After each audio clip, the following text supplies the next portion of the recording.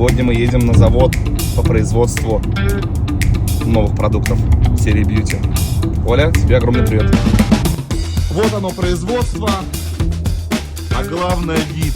Я не знаю, передаст камера или нет, но вот они, Альпы.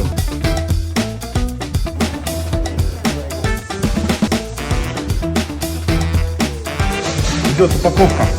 Упаковка нашей серии. Все контролируется.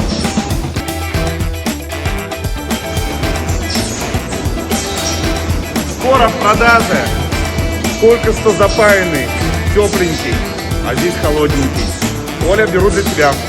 Наконец-таки я посетил завод в Швейцарии, где Оля нашла невероятный продукт.